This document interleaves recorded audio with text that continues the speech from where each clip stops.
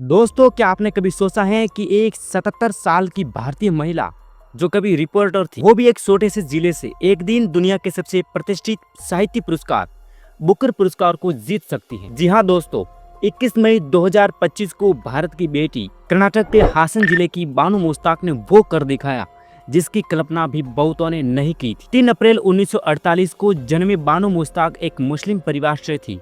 अपने करियर की शुरुआत उन्होंने लंकेश पत्रिके नामक अखबार में बतौर रिपोर्टिंग की थी। कुछ समय के लिए उन्होंने ऑल इंडिया रेडियो बेंगलुरु में भी काम किया, लेकिन उन्हें असली पहचान मिली उनकी लेखनी से। उनकी पहली पूर्ण लंबाई वाली किताब हर्ट लैम्ब सेलेक्टेड स्टोरीज दक्षिण भारत के मुस्लिम समुदायों की महिलाओं की कहानियों पर आधारित है, और यही वो कृति है जिसने उन्हें बना दिया 2025 की बुकर पुरस्कार विजेता।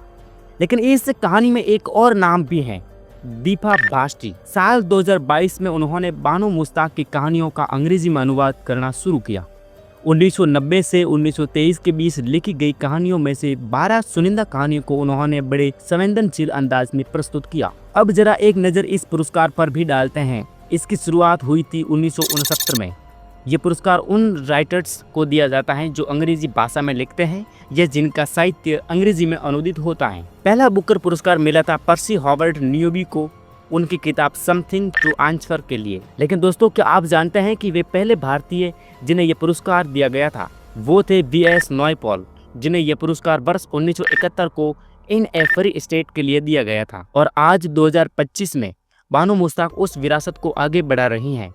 उनकी उम्र, पृष्ठभूमि, सीमाएं कुछ भी उनके जुनून और लेखन की ताकत को रोक नहीं सका। वो एक प्रेरणा है और हर उस इंसान के लिए जो मानता है कि सपनों की कोई उम्र नहीं होती। अगर आपको ये कहानी प्रेरणादायक लगी हो, अगर आपको लगता है कि हमें ऐसी सच्ची भारतीय कहानियों को और लोगों तक पहुंचाना चाहिए, तो इस वीडियो को एक लाइक और एक सब्सक्राइब जरूर करें और कमेंट में सैल्यूट टू बानो मुश्ताक जरूर लिखें।